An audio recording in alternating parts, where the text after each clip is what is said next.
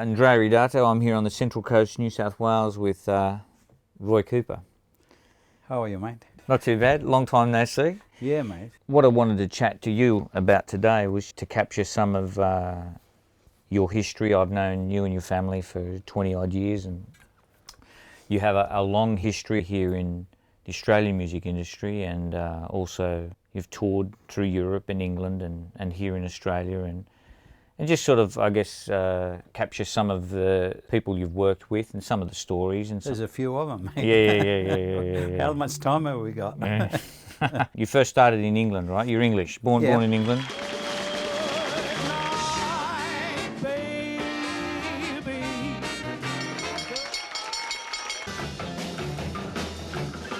Good evening, ladies and gentlemen. Tonight we'd like to present a man who's starred everywhere, from the London Palladium to the Riviera Hotel in Las Vegas. Just returned from a very successful tour of Australia. I left home when I was 15. I hated school, hated every bit of school.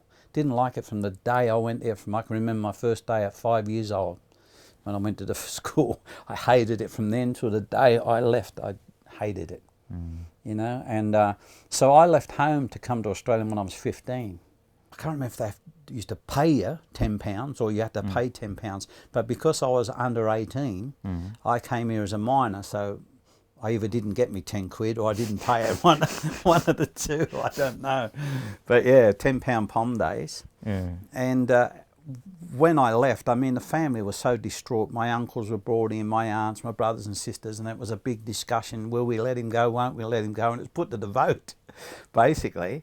And it was said, well, you know, he doesn't really have a future here. Maybe he'll do better in Australia.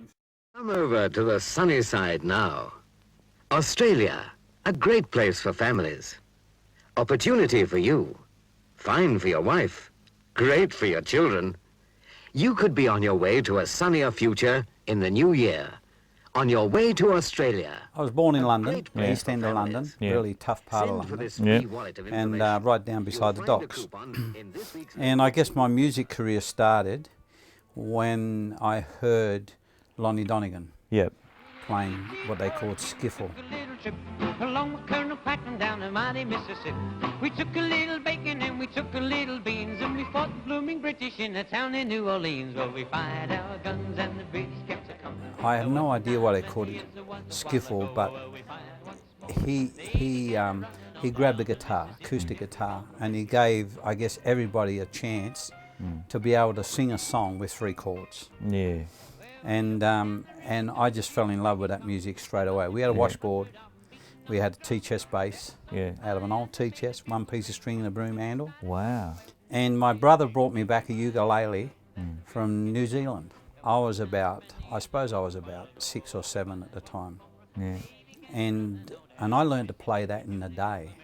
Right. I just did not put it down. Right. And yeah, so I mean, my whole family was musical, not professionally. Dad used to play in the London pubs on drums of a weekend. My brother played piano, and my other brother played drums as well. Yeah. We didn't have a TV. They used to play the piano, and we would sit around the piano. Yeah, more organic forms of entertainment, so to speak. And these days it's all, you know. And that's when my love of music started. I think it was about 6 or 7, started playing. Yeah. And I had a cousin, Kenny, who's no longer with us. And we both sort of learned to play these ukuleles. He had a ukulele banjo. And we actually started, I think, around about the age of 10, 11. We started a skiffle group called the Dockside Skiffle Group. Right. And people used to pay us to play outside their door, you know, 5 shillings or whatever.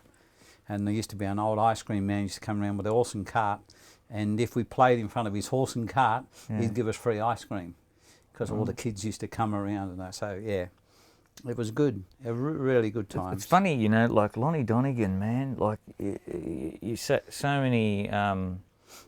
He really impacted a lot of people, you know. I mean, I've read articles before, Jeff Beck, Mark Knopfler. Everybody. Knopfler was a bit like Donnegan, and the whole skiffle thing is sort of, I mean, there's a whole history there of most people, I guess in this country, you say Lonnie Donnegan, they probably not that au fait with it. No, only more the English and Irish and Scotch immigrants. Yeah. And then the fringe. Because he really was a superstar, wasn't in he? England, I mean, he was the biggest. He was the only guy. At one stage, he had 3 songs in the English top 10 all at once.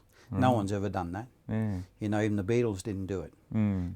It was my idol, you know, it was just, and probably my downfall as well in music, because as the years revolved, you know, and I'll tell you about it later, but as the years revolved and I met my idol, Yeah. and then got to work with him and toured the world with him, Yeah. my image was not shattered, but you know, I was sort of then quite happy to work in the background, and that's where I've always been happy to stay ever since, you know. And as I think I was about 11 or 12, and one of my uncles, he wrote into a show in England called the Carol Levis Junior Discoveries, and I appeared on this TV show at the age of 12. I had my brother's Hofner guitar, which was twice my size. I could only just get my arm round it. And it wasn't a talent show as who was going to win. It was just an exposure thing. And I think I was 11 or 12 then. Well, we have another Cooper to introduce, Roy Cooper, a 12-year-old cowboy. So let's go out to the wild and woolly West and meet a boy with a guitar, 12-year-old Roy Cooper.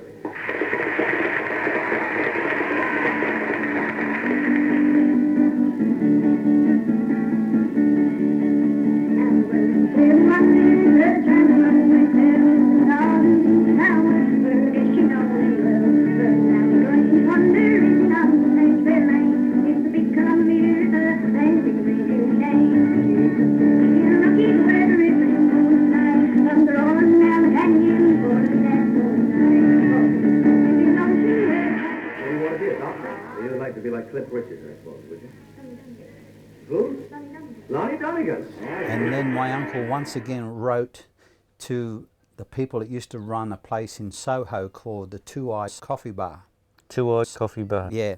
You'll notice that all English stars, whether it be Cliff Richard, The Shadows, Adam Faith, you can go through them all. That's where they all started. Every one of them started in the Two Eyes Coffee Bar in Soho.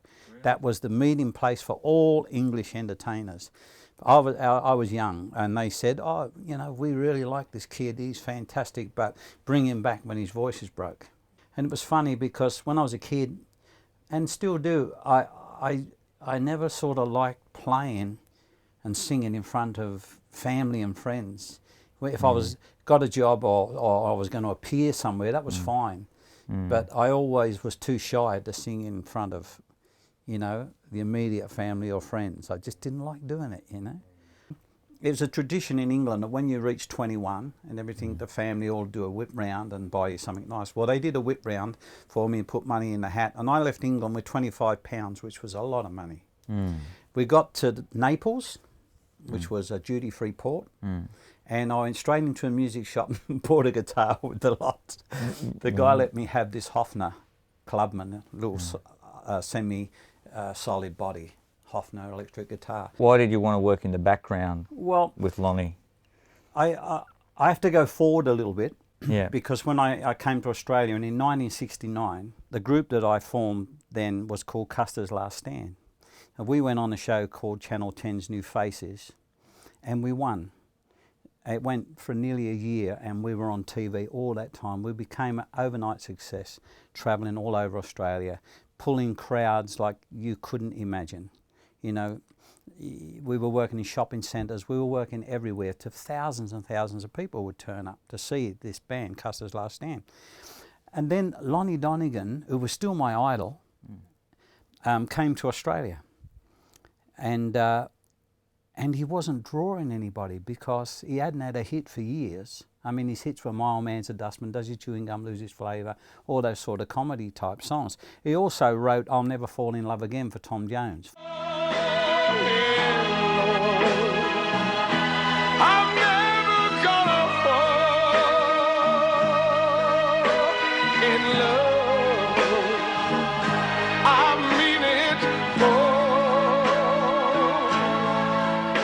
He had it out, it was a flop. Tom Jones recorded it, massive hit.